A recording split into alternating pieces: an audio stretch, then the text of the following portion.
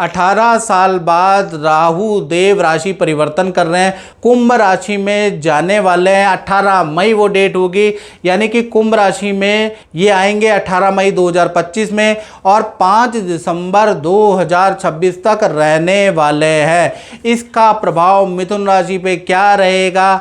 आपकी राशि से नवम भाव में गोचर करने वाले हैं। जी हाँ, ये आपकी कुंडली है, आपकी राशि के अकॉर्डिंग ये नवम भाव में गोचर करेंगे। उल्टे चलते हैं राहु, याद रखिएगा।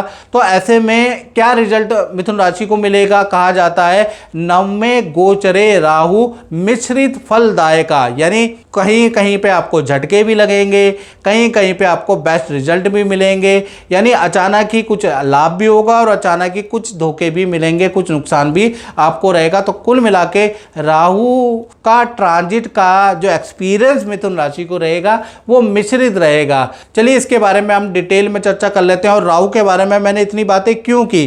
क्योंकि मित्रों, नव ग्रहों में एक ऐसा ही मात्र ग्रह है जिसको राहु कहा जाता है। ये ऐसा ग्रह है जो कि पैदा हुआ था राक्षस, जिसका नाम था स्वरभानु। समुद्र मंथन के दौरान इसने अमृत पी के देव की उपाधि, क्योंकि राहु देव और केतु देव है, की उपाधि ली। तो इतिहास के अंदर, पूरे ग्रंथों के अंदर सिर्फ एक ऐसा ग्रह है जो पैदा राक्षस योनि के अंदर हुआ था, राक्षस कहलाता, लेकिन उसने कुछ ऐसे कर्म किए, चाहे छल कपट करके किए, जिस कारण से वो देव हो गया। ऐसी बुद्धि, ऐसी क्षमता किसी और ग्रह में आज तक नहीं हुई।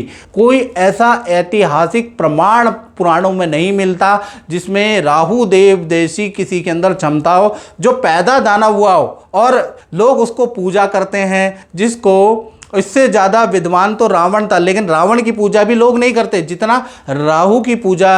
राहु देवता, राहु केतु देवता के मंत्र और उनकी पूजा होती है। नव ग्रह, नव देवताओं में वो शामिल हुए। तो कुल मिला के आज हम राहु के बारे में चर्चा करेंगे, क्योंकि जिसको राहु तारे, यानी कि जिसको राहु उबारे उसको कौन मारे, यानी जिसको राहु ने आशीर्वाद दे दिया ना मित्रों, उसको कोई पराजित कर ही नहीं सकता, याद रखिएगा।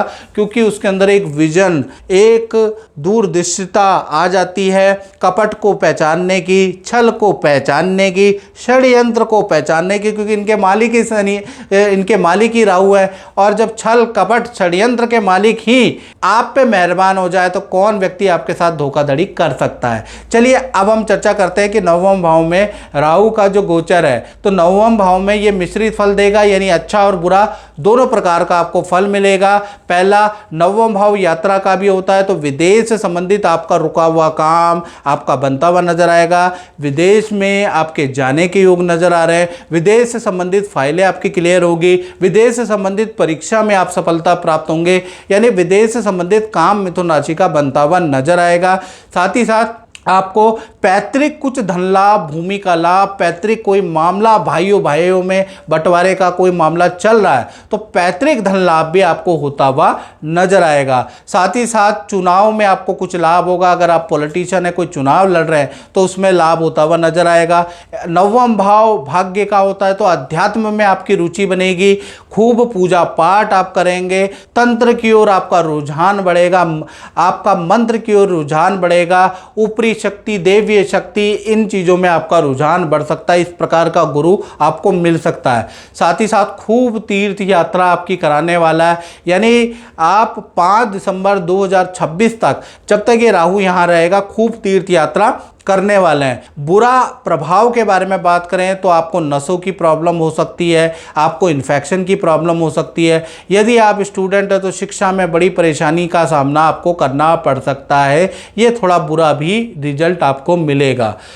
राहु की मित्रों 3 दृष्टियां होती है बृहस्पति की तरह, 5वीं, 7वीं और 9वीं दृष्टि। तो 5वीं दृष्टि से कहीं ना कहीं थोड़ा मन को कंफ्यूज कर सकता है, मन को अशांत कर सकता है, आपको बेचैन कर सकता है, थोड़ा सा संगत का प्रभाव आपके ऊपर आ सकता है, आप पे बुरी लतें पड़ सकती है।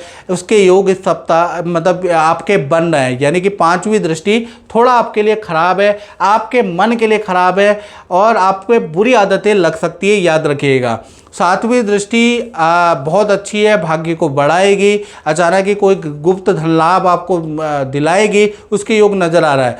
नौवीं दृष्टि के बारे में बात करें तो नौवीं दृष्टि संतान से संबंधित खुशखबरी आपको मिलेगी, संतान को बेस्ट रिजल्ट मिलेंगे। संतान नहीं हो पा रही तो संतान से संबंधित आपके सुख आपको प्राप्त होंगे। तो कुल मिला के नौवीं दृष्टि भी अच्छी है। बस इसकी पांचवी दृष्टि आपके मन पे अच्छी नहीं है, मन को अशांत करेगी और बुरी चीज़ों में, बुरी संगत में, अनैतिक संबंधों में आपको डाल सकती है। उसके लिए आप राहु रक्षा कवच हमारे संस्थान से मंगा के आज ही धारण करें ताकि बुरी चीज़ों से आप बचे रहें। अन्यथा राहु की सातवीं दृष्टि, नौवीं दृष्टि काफ़ी अच्छी है, राहु की प्लेसमेंट काफ़ी अच्छी है क्योंकि ये अशुभ ग्रह है, तो कुछ ना कुछ तो अच्छे के साथ बुरा भी आपको देगा ही देगा, उससे आपको बचना है। तो मित्रों, इस कार्यक्रम में इतना ही। मुझे दीजिए इजाज़त। जय माता दी।